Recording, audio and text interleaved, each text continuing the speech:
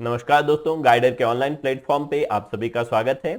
हम आज देखने वाले हैं नेटवर्किंग उपकरण यानी नेटवर्किंग डिवाइस। जैसा कि मैंने आप लोगों से बताया था कि यदि आप लोगों को paper 3 science, physics, chemistry, biology, technology, computer, space technology in सब से रिलेटेड कोई भी डाउट आता है तो किसी भी वीडियो में आप कमेंट कीजिए या फिर पर्सनली मुझे मैसेज कीजिए उस टॉपिक के रिगार्डिंग जिस पे ज़्यादा डाउट पूछे जाएंगे। उस टॉपिक के रिगार्डिंग जो है वीडियो बना के पोस्ट किया जाएगा और ये जो है उस सीरीज का पहला वीडियो है जहां पर हम देखने वाले हैं नेटवर्किंग उपकरण के बारे में। तो आज हम पढ़ेंगे switch, hub, router, modem, bridge, gateway, repeater और इससे किस प्रकार के क्वेश्चन बन सकते हैं, ये क्या है, ये कैसे काम करते हैं, इनके बारे में। तो चलिए टॉपिक अपन स्टार्ट करते हैं।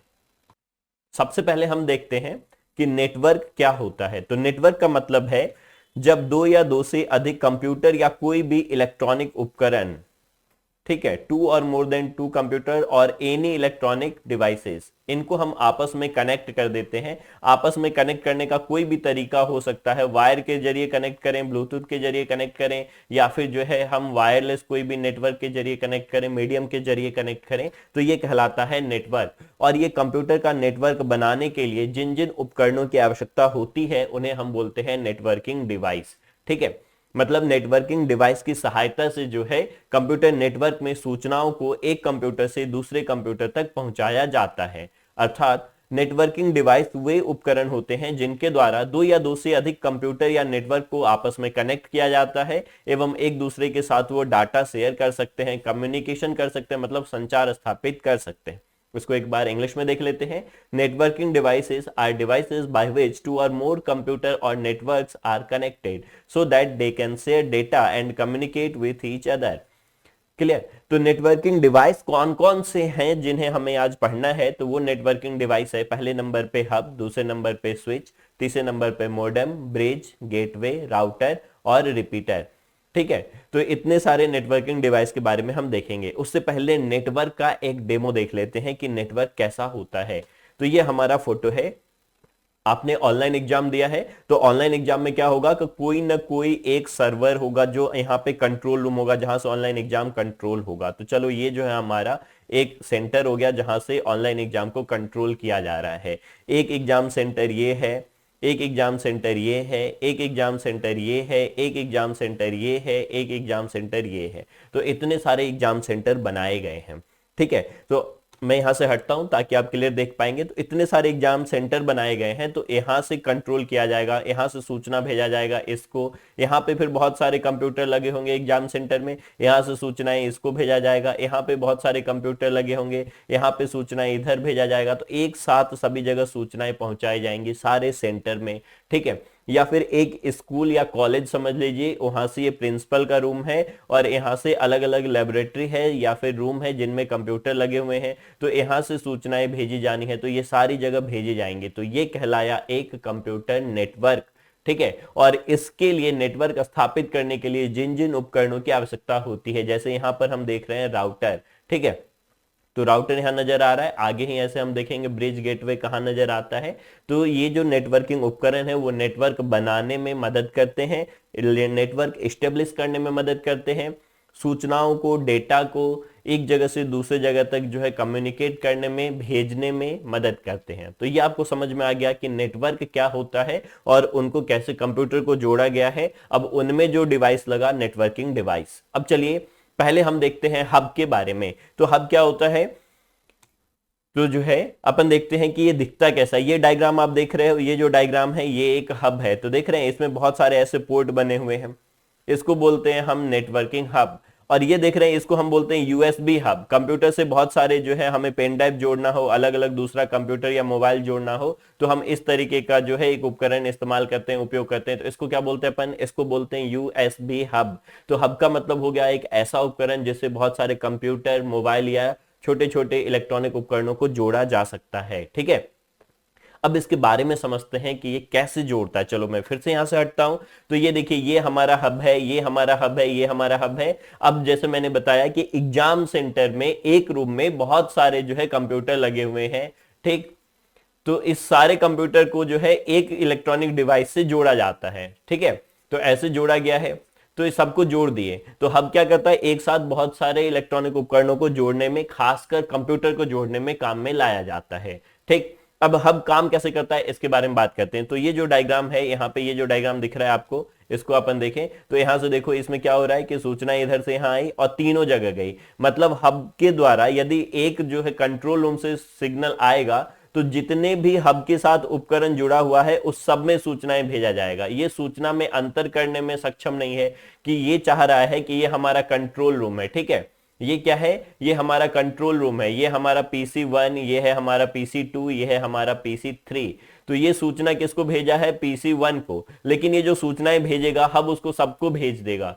ये क्या है, प्राइवेसी मेंटेन नहीं रखता है, इसलिए हब को डम टर्मिनल बोलते हैं। ये इंटेलिजेंट नहीं होता है, इसमें डाटा सुरक्षित नहीं होता है। जो डाटा इधर से आ रहा है वो इससे जुड़े हुए सभी उपकरणों तक पहुंचाया जाएगा। ठीक, आपको समझ में आ गया हब कैसे काम करता है, हब कैसा दिखता है, ये समझ में आ गया है। हब इंटेलिजेंट क्यों नहीं होता है, डाटा सुरक्षित क्यों नहीं होता है, क्योंकि यदि एक उपकरण से सूचनाएं भेजी जा रही है दूसरे उपकरण तक, तो हब से जुड़े हुए जितने भी उपकरण होंगे हब उन सबको सूचना भेज देगा, डाटा भेज देगा। क्लियर। अब हब के बारे में हम देख लेते हैं, पढ़ लेते हैं, हिंदी और इंग्लिश दोनों में। आपको जो भी भाषा अच्छा लगे आप उसमें पढ़िए, यहाँ पे दोनों में लिखा गया है। तो मैं एक बार हिंदी में रीड कर दे रहा हूं। हब क्या करता है, दो या दो से अधिक कंप्यूटर या फिर इलेक्ट्रॉनिक उपकरणों को जो है नेटवर्क को आपस में जोड़ने का काम करता है। ये एक सेंट्रलाइज्ड डिवाइस है, मतलब केंद्र में इसका उपयोग किया जाता है, बीच में रखे, इससे बहुत सारे उपकरणों को जोड़ दिए। इसको मल्टीपोर्ट रिपीटर के नाम से भी जाना जाता है। अन्य नाम क्या है, also known as centralised device and multiport repeater. Hub में बहुत सारे पोर्ट होते हैं, मतलब पोर्ट का मतलब जिससे दूसरे इलेक्ट्रॉनिक उपकरण जोड़ेंगे। आपने देखा था कि एक हब से 4-5 कंप्यूटर जोड़ा जा सकता है, तो हब में बहुत सारे पोर्ट होते हैं, मतलब मल्टी पोर्ट होता है। ठीक है, किसी एक पोर्ट पर आने वाला डाटा हब के प्रत्येक पोर्ट पर उपलब्ध होता है। अभी हमने देखा कि एक जगह से डाटा आ रहा है और सारी जगह पहुंचाया जा रहा है, तो एक जगह से जो डाटा आएगा वो सब जगह पहुंचाया जाएगा। ठीक है, तो ये हो गया, data coming to a single port is available at each port of the hub. Hub में डाटा सुरक्षित नहीं होता है, हम समझ चुके हैं कि क्यों डाटा सेफ नहीं होता है। और एक बहुत महत्वपूर्ण क्वेश्चन यहां से उठ के आता है कि OSI मॉडल के किस लेयर में हब का प्रयोग करते हैं। तो OSI मॉडल जो लोग पढ़े हैं वो ठीक है, नहीं पढ़े तो अपन शॉर्ट में जान लेते हैं। OSI मॉडल में 7 लेयर होता है। कितने लेयर होते हैं, 7 लेयर होता है। जब नेटवर्क में डाटा को एक जगह से दूसरे जगह भेजा जाएगा तो 7 चरणों में डाटा जाता है, जिसको हम क्या बोलते हैं, लेयर बोलते हैं। ठीक है, तो इसका जो नाम ऐसा है, प्यारे दोस्त नवीन तुम्हारी शादी पर आऊंगा।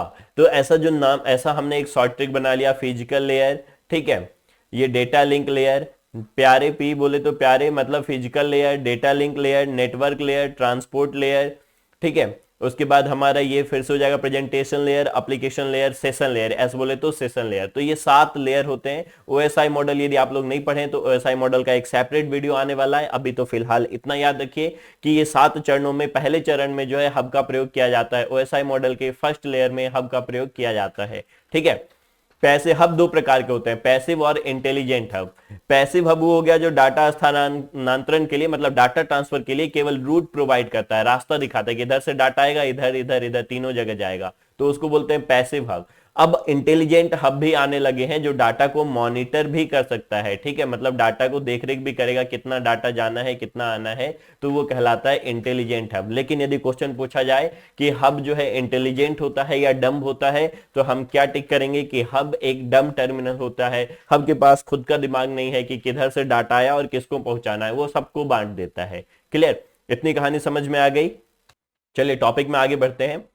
इससे पहले आपको बता दें कि जो भी वीडियो आप देख रहे हो तो इसका पूरा paper 3 science and tech, PSC mains, UPSC mains सबके लिए जो है हमारा जो है एक चैनल जैसा जिस नाम से है उसी नाम से ऐप लॉन्च हो चुका है, गाइडर के नाम से, जिसपे हम science paper 3 science and tech for all PSC, UPSC, BPSC इन सब के रिगार्डिंग जो है कोर्स हिंदी और इंग्लिश में अलग अलग लॉन्च कर रहे हैं, जहां पे आप पाएंगे इंग्लिश और हिंदी में separate video, complete PDF note. अब PDF नोट के साथ साथ आपको बुक भी अवेलेबल करवाया जाएगा। बुक का जो है PDF मतलब पूरा हार्ड कॉपी आपके पते पर भेजा जाएगा। ठीक, इसके बाद आगे बढ़ते हैं। यूनिट 9 का जो हमारा टॉपिक अभी आप ये देख रहे हो, तो यूनिट 9 का जो टॉपिक है उसका भी हमारा कंप्लीट कोर्स ऐप पे लॉन्च हो गया है। ठीक है, ज्यादा डिटेल में इस पे बात नहीं कर रहा हूं, डिस्क्रिप्शन में आपका लिंक दिया हुआ है ऐप पे, वहां पे जाके आप चेक कर सकते हैं। चलिए अपन आगे बढ़ते हैं। अगला जो हमारा उपकरण है वो है स्विच। तो स्विच भी इसी तरह दिखता है। जितने भी नेटवर्किंग उपकरण है ना, सब लगभग एक जैसे ही दिखते हैं। तो स्विच में अंतर क्या है अब? तो ये देखो यहाँ पे स्विच का इधर इधर देखिए, इधर गौर कीजिए, ये जो है हमारा कंट्रोल रूम है। कंट्रोल रूम जो है इससे तीन उपकरण जुड़े हुए स्विच है। ये क्या है? हमारा स्विच है। तो ये जिसको सूचना भेज रहा है वहीं तक पहुंचेगा। ये डाटा को क्या कर सकता है? फिल्टर कर सकता है, सूचनाओं को जिसको भेजना है वहीं तक पहुंचाएगा। ठीक है, बाकी दोनों को सूचना नहीं पहुंचाएगा। तो जो स्विच है वो क्या होता है? इंटेलिजेंट होता है, लेकिन हब जैसा ही काम करता है। ये भी नेटवर्क में बहुत सारे इलेक्ट्रॉनिक उपकरणों को जोड़ने का काम करता है। और लेकिन इसकी खास बात क्या है कि स्विच जो है, इससे जो सूचनाएं आएंगी वो जिसको भेजा जाना है, जिस कंप्यूटर को भेजा जाना है वहीं तक पहुंचाया जाएगा। सभी को एक साथ ये सूचनाएं नहीं भेजेगा। आप अपने रूम में देखे होंगे, जहां पे ऑनलाइन एग्जाम देते होंगे, रूम के एक कॉर्नर में इस तरीके का एक बॉक्स लगा रहता है और फिर जितने भी कंप्यूटर लगे हुए हैं सबके साथ जो है यहां से वायर जुड़े होते हैं। तो ये क्या होता है? स्विच बॉक्स कहते हैं इसको। ठीक है, अब स्विच के बारे में देख लेते हैं। यह भी एक केंद्रीय उपकरण है। स्टार टोपोलॉजी में काम आता है, जहां पे बीच में एक स्विच लगा है और इससे जो है अलग अलग कंप्यूटर लगे हैं, इस तरह से जोड़ देते हैं। तो इसको हम बोलते हैं स्टार टोपोलॉजी। कंप्यूटर में ऐसे जोड़ना कि स्टार बन जाए, तो ये कहलाता है स्टार टोपोलॉजी। ठीक है, हब को इंटेलिजेंट हब बोलते हैं। इसका दूसरा नाम है मल्टीपोर्ट ब्रिज, क्योंकि यह ब्रिज के समान भी कार्य करता है। ब्रिज हम आगे देखने वाले हैं। तो हब की कमियों को जो है स्विच के द्वारा हटाया गया। हम समझ गए कौन सी कमी थी। ओएसआई मॉडल के लेयर 2 में, डेटा लिंक लेयर में जो है हब कार्य करता है। दूसरा लेयर क्या है? हमने क्या पढ़ा? प्यारे दोस्त नवीन, तुम्हारी शादी पर आऊंगा, है ना। तो physical layer, data link layer, network layer, transport layer, session layer, presentation layer, application layer. तो ये नाम है हमारा। तो ओएसआई मॉडल के द्वितीय लेयर में, लेयर 2 में जो है ये डेटा लिंक लेयर में जो है स्विच का उपयोग या स्विच जो है यूज किया जाता है। हब के जैसे स्विच रिसीव्ड मैसेज को पूरे नेटवर्क में ब्रॉडकास्ट नहीं करता है। जिस मैसेज को जो जहां सेंड करना है पहले चेक करता है और उसी पोर्ट को भेजता है। ये हम देख चुके हैं हब कैसे काम करता था और स्विच कैसे काम करता है। ठीक, तो हब जो है ये सबको भेज देता था और स्विच क्या करता है? जिसके लिए भेजा गया है डाटा उसी को पहुंचाएगा। तो आपको समझ में आ गया कि हब और स्विच दोनों कैसे काम करते हैं। दोनों से बहुत सारे जो है कंप्यूटर जुड़े हुए रहते हैं। चलिए, अब थर्ड जो हमारा उपकरण है वो है ब्रिज। तो ब्रिज के बारे में बात करते हैं। ये डायग्राम आप देख रहे हैं, ये डायग्राम ब्रिज का है। इधर आप डायग्राम देख रहे हैं ना, ये डायग्राम क्या है? हमारा ब्रिज का है। ठीक, अब इस डायग्राम में कहानी क्या है? देखो, ब्रिज में दो पोर्ट होते हैं, बस दो पोर्ट, एक आने का एक जाने का। इसके साथ बहुत सारे उपकरण नहीं जुड़ सकते। ब्रिज क्या करता है? एक नेटवर्क के सेगमेंट को, छोटे छोटे टुकड़ों को आपस में जोड़ता है। एक तरफ 3 कंप्यूटर, एक तरफ 4 कंप्यूटर लगे हुए हैं, उनको जोड़ने के लिए ब्रिज का उपयोग करते हैं। नाम ही है ब्रिज। तो ये क्या करता है? रोड को, बीच में नदी वगैरह है, नाला है, पुलिया है, तो उस पर अपन बनाते हैं। तो वैसा ही ये काम कर रहा है। ये दो छोटे छोटे नेटवर्क के टुकड़ों को, इसको क्या बोलते हैं? Network segment. नेटवर्क सेगमेंट, तो नेटवर्क सेगमेंट को जोड़ने का काम करता है वो है ब्रिज। ये कितने टर्मिनल का होता है? 2 पोर्ट होता है इसमें, बस 2 पोर्ट होते हैं, एक इनपुट और एक आउटपुट। क्लियर? इतनी बातें समझ में आ गई। इनपुट और आउटपुट पोर्ट होता है।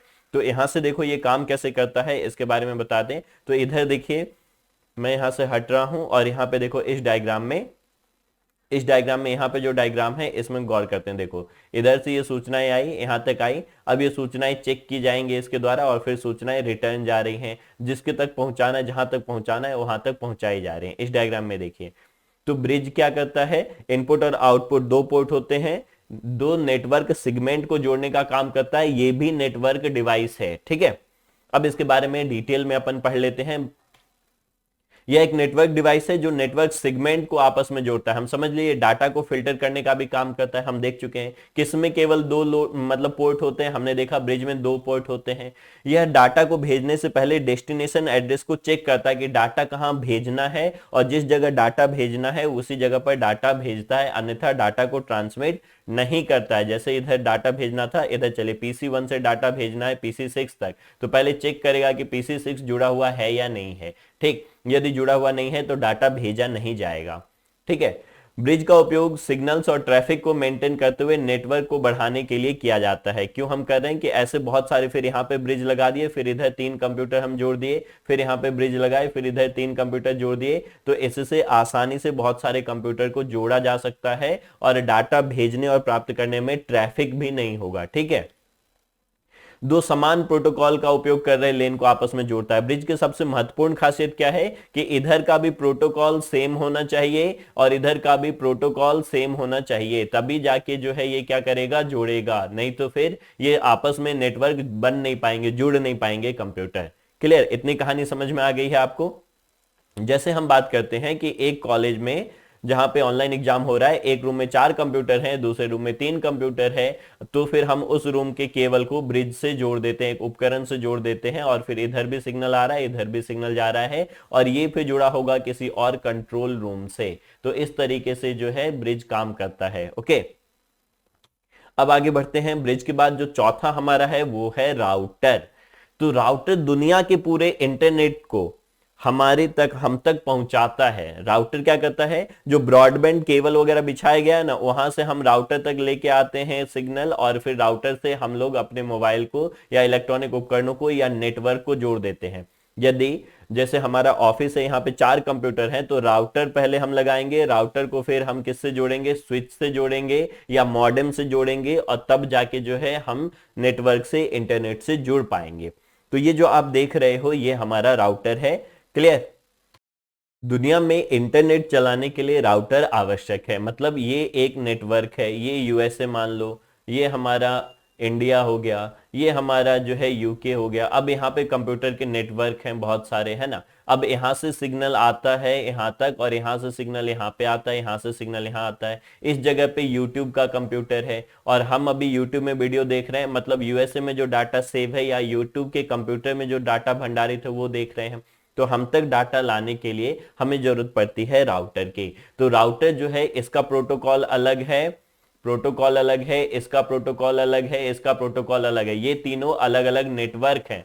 तो अलग अलग नेटवर्कों को, अलग अलग प्रोटोकॉल वाले नेटवर्कों को जोड़ने के लिए जो है राउटर का प्रयोग किया जाता है। ठीक है, अलग अलग नेटवर्कों के प्रोटोकॉल, मतलब अलग अलग नेटवर्क और सबका अलग अलग प्रोटोकॉल, सबको जोड़ने के लिए राउटर का प्रयोग करते हैं। राउटर यदि नहीं होगा तो फिर क्या होगा, इंटरनेट काम ही नहीं कर पाएगा। क्योंकि हमने क्या पढ़ा है इंटरनेट वाले टॉपिक में कि बहुत सारे जो है प्रोटोकॉल इंटरनेट पर इस्तेमाल होते हैं। तो इंटरनेट पर बहुत सारे प्रोटोकॉल इस्तेमाल होते हैं, तो उन सबको एक जगह से दूसरे जगह तक डाटा पहुंचाने के लिए राउटर का प्रयोग करना पड़ता है।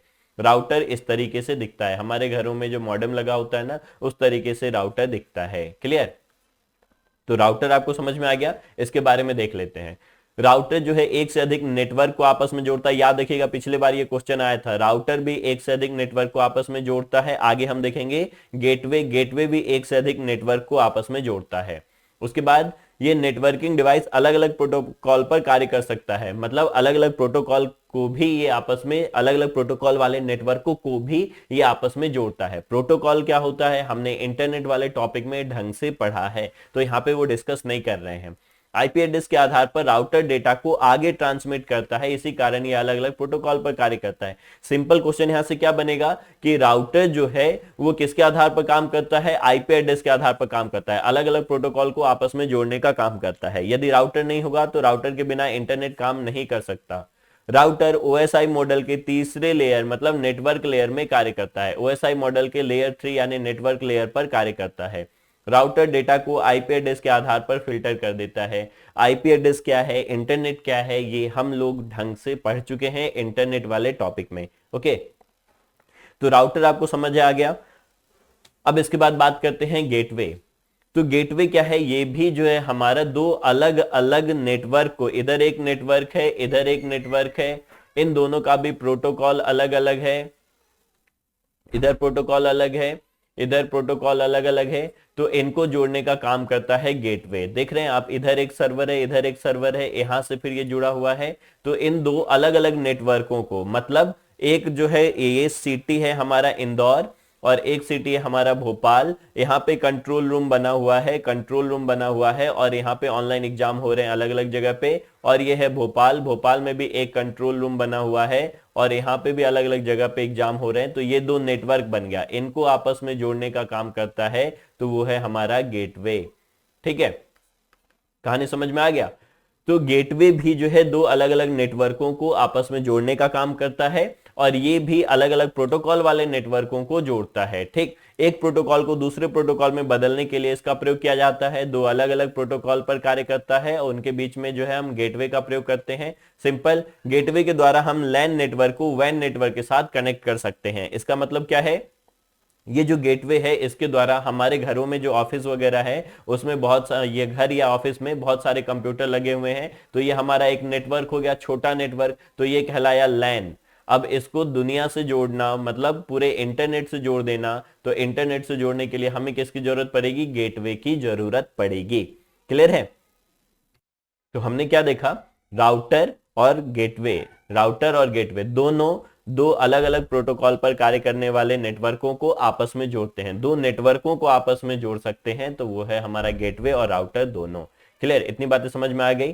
चलिए तो अपन अब देखते हैं नेक्स्ट टॉपिक, और वो है अपना मॉडेम के बारे में। तो मॉडेम जो यहाँ डायग्राम दिख रहे हैं ना, ये घरों में जो लगा हुआ है, एक वीडियो में मैंने आपको मेरे घर में जो लगा हुआ है मॉडेम उसके बारे में दिखाया था। तो मॉडेम क्या काम करता है उसको समझते मैं फिर से हट जाता हूं। तो मॉडेम जो है ये डिजिटल सिग्नल को एनालॉग सिग्नल में और फिर दोबारा एनालॉग को डिजिटल में बदल देता है। देखो मॉडेम दो शब्दों से मिलकर बना है, मॉड्यूलेटर और दूसरा बना है डीमॉड्यूलेटर, डीमॉड्यूलेटर। ठीक है, अब हम लोग क्या जानते हैं कि कंप्यूटर जो हमारा है, कंप्यूटर किस में काम करता है, ये डिजिटल सिग्नल पे काम करता है, डिजिटल सिग्नल पे काम करता है, मतलब इस तरीके का 0-1 वाला जो है इस तरीके का सिग्नल पे ये काम करता है। ठीक, सॉरी, ये तो इस तरीके के सिग्नल 0-1 पे ये काम करता है। और इधर जो है हम हमारे हवा से जो सिग्नल जाता है वो कैसे काम करता है, एनालॉग सिग्नल होता है वो। तो मॉडर्न क्या करता है, पहले कंप्यूटर्स को जो डिजिटल सिग्नल हमने दिया है उससे हवा में जो सिग्नल जाएगा या तो तार से होकर के जाएगा या फिर हवा से होकर के सिग्नल जाएगा टावर वगैरह तक, तो उसको कहें हम एनालॉग सिग्नल। तो ये क्या करेगा, पहले डिजिटल को एनालॉग में बदल देगा, फिर दोबारा जहां पे हम ये सिग्नल प्राप्त करेंगे तो वहां पे क्या करेगा, ये एनालॉग को फिर से डिजिटल में बदल देगा। ठीक है, तो मॉडेम क्या करेगा, एनालॉग से डिजिटल, डिजिटल से एनालॉग सिग्नल में बदल देता है। यहाँ पे आप देख रहे हैं ये मॉडेम लिखा हुआ है, ये डिवाइस हमारा कंप्यूटर, तो हवा से भी ये जा सकता है सिग्नल या फिर जो है केबल के जरिए भी जा सकता है, वायर से भी जा सकता है। ठीक, तो ये कहानी आपको समझ आ गई। मॉडेम क्या करता है, डिजिटल से सॉरी एनालॉग से डिजिटल और डिजिटल से एनालॉग दोनों को बदलने का काम करता है। मॉड्यूलेटर क्या काम करता है, मॉड्यूलेटर जो है डिजिटल से एनालॉग बदलता है, फिर डीमॉड्यूलेटर क्या करता है, एनालॉग से डिजिटल में परिवर्तित कर देता है। इतनी कहानी समझ में आ गई। सारे नेटवर्किंग डिवाइस दिखते एक ही तरीके के हैं। ओके, अब नेक्स्ट देखते हैं मॉडेम के बारे में। ये पूरा लाइन जो दिया गया है उसको आप पढ़ लेंगे, जो भी पूरा डिटेल था मैंने बता दिया है। आपको क्या ध्यान रखना है, मॉडेम एक इनपुट और आउटपुट दोनों उपकरण है, इनपुट और आउटपुट दोनों उपकरण है। ठीक है, मॉडेम 3 तरीके के हो सकते हैं, बाह्य, आंतरिक और वायरलेस। जो वायर के द्वारा जोड़े जाते हैं वो वायर्ड हो गए। ठीक है, बाह्य। आंतरिक हो गया जो मोबाइल में लगा हुआ है वो आंतरिक मॉडेम हो गया, और वायरलेस भी हो गया मतलब बिना वायर के जो लगा हुआ है। ठीक है, मोबाइल के अंदर आंतरिक और वायरलेस दोनों मॉडेम होते हैं। मॉडेम का आविष्कार AT&T कंपनी ने 1962 में किया था। तो ये हो गया मॉडेम। अब मॉडेम के बाद देखते हैं हम रिपीटर। देखो सिग्नल को एक जगह से दूसरी जगह जाना है, बहुत दूर तक जाना है, तो सिग्नल धीरे धीरे हवा में क्या होगा, कमजोर होता जाएगा और लास्ट तक जाते जाते एकदम कम हो जाएगा। जैसे आप किसी दोस्त को आवाज लगाते हो तो आवाज लगाने में क्या होता है कि ये आप हैं, यहाँ पे आपका दोस्त है, धीरे से आवाज लगाते हैं ये सुन ही नहीं पाता, यहाँ पे सिग्नल खत्म हो गया, ऐसे जा रहा है, यहाँ खत्म हो गया।